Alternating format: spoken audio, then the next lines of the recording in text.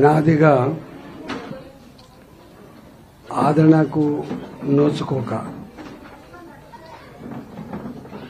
ఎన్ని బాధలున్నా మనమే దిగమింగుకుంటా కుటుంబాన్ని పోషించుకుంటున్నాం.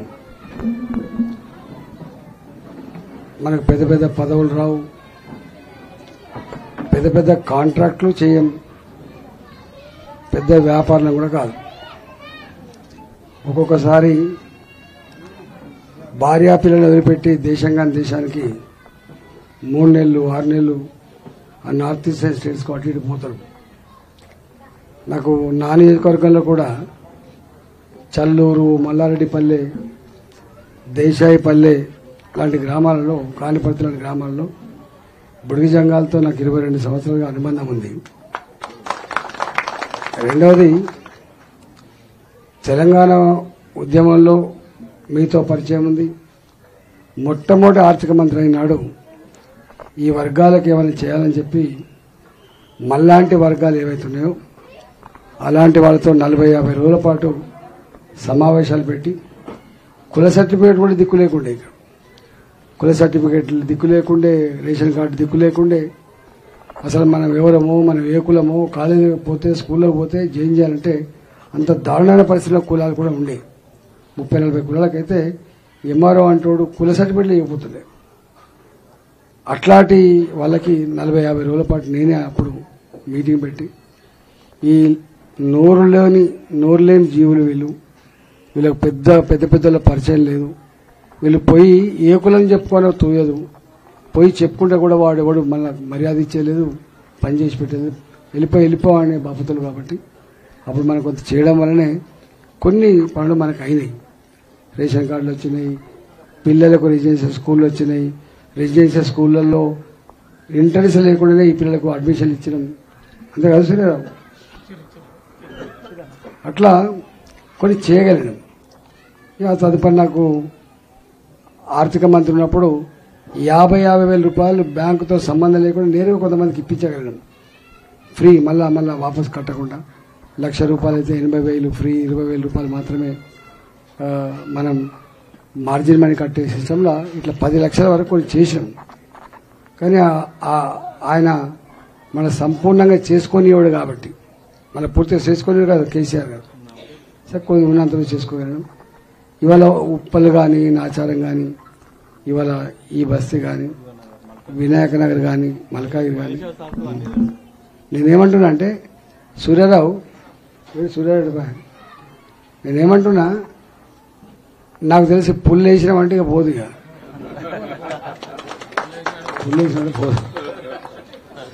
6 నూరైనా కంటాలు తెగిపడ్డా. ఇప్పుడు వీళ్ళు అంటారు మాట తప్పను, అవసరమైతే తల నరుక్కుంటా అంటారు, వాళ్ళు చేయరు కానీ వీళ్ళు చేస్తారు ఈ పని.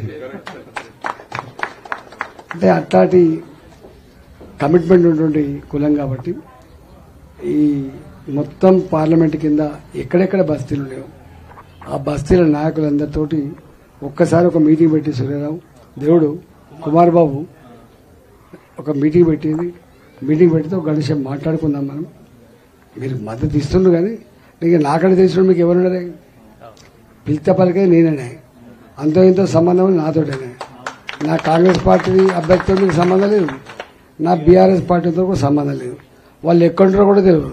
కనీసం నేనన్నా పిలికితే పలికే నాయకుని. కాబట్టి దయచేసి నేను మీ అందరికీ విజ్ఞప్తి చేస్తున్నా, శ్రమ అనుకోకుండా ఒక్కరోజు మీకోసం గిన్నెత చేస్తుంటాను, బయట కొట్లాడుతూ ఉంటా, మీరు ఒక్కరోజు అనుకొని ఒక్క ఓటు పోకుండా మనం వేసుకోవాలని చెప్పి కోరుతున్నాం.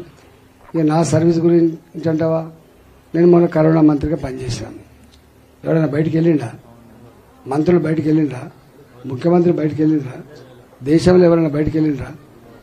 నేను ఒక్కనే పేదోళ్ళు బతికించాలి వీళ్ళని, భయానికే చచ్చిపోతున్నారు వీళ్ళు, కరోనా వచ్చిందంటే భయానికే చచ్చిపోతున్నారు వీళ్ళని చెప్పి ధైర్యం చెప్పి పేషెంట్ల మధ్య తిరిగి అనేక వేల మంది కాపాడినటువంటి వ్యక్తిని నేను. అందుకని నా గురించి సంపూర్ణమైన అవగాహన. అధికారం లేకుండా ప్రతిపక్షంలో ఉన్నప్పుడు బరిగిసి కొట్లాడే శక్తి ఎట్లుంటుందో మీకు చూసిండ్రు. ఆర్థిక మంత్రి అయితే మన పిల్లలు చదివే గవర్నమెంట్ స్కూళ్లలో, మన పిల్లలు చదివే గవర్నమెంట్ హాస్టళ్లలో అంతకుముందు కటోరతో అన్నం కొడిచిపెట్టేది. రాళ్ళు ఏరుకుంటా పురుగులు ఏరుకుంటా తిన్న దౌర్భాగ్య పరిస్థితులే. ఆ ఉడకని అన్నం తీసుకుపోయి పడితే పందిలోకి పోయింది తప్ప మనుషులు తినలే.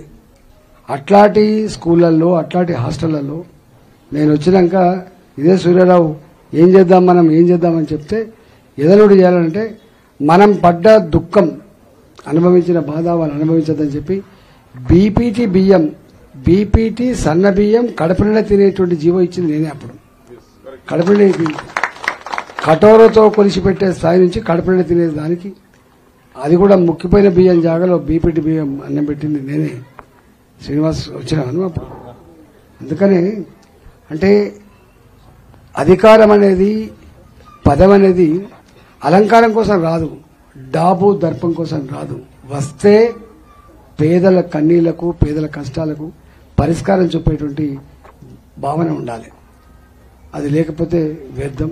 వీళ్ళెవ్వరికి మన బతుకులు తెలివై మన బతుకులు తెలివై మనం ఎవరో కూడా వాళ్ళకు ఎవడైనా బుడిగంగం అంటే అంటాడు గట్టాటోళ్ళు వాళ్ళు. కాబట్టి మనం బుడిగంగాలకు మనం ఇచ్చిన మన ఆత్మగౌరవ భవనానికి జాగా వచ్చిందా అని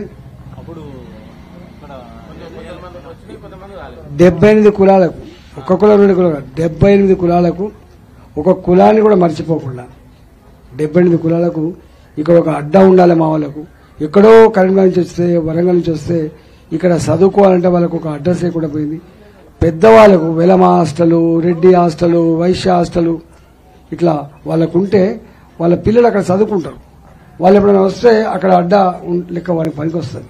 కానీ వీళ్ళకు లేదని చెప్పి కుల సంఘాల భవనాల కోసం పెట్టలేదు. వాస్తవం చెప్పాలంటే ఇక్కడ ఒక అడ్డా ఉండాలి, పేద పిల్లలు చదువుకునేటువంటి సరస్వతి నిలయం ఉండాలి అని చెప్పి అన్ని కులాలకు 78 కులాలకు కొంతమందికి హైటెక్ సిటీ దగ్గర ఇప్పించిన, కొంతమందికి ఉప్పల్ బగాయతులు ఇప్పించిన, కొంతమందికి ఏమో అటు హాయత్నాథ్కి ఇప్పించిన, చాలా మందికి అప్పుడు అది కూడా ప్లాన్ చేసేది నేనే. కాబట్టి నేను రేపు మళ్ళీ నన్ను ఆశీర్వదిస్తే నాకు ఎవరి పైర ఎక్కలేదు.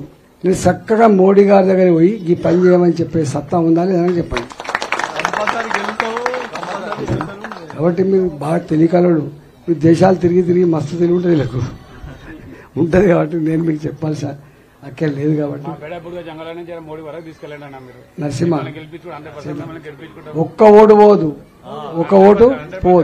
ఇస్తారు వాళ్ళు. ఈ పూటకొచ్చి 1000 రూపాయలు చేతిలో పెడతారు.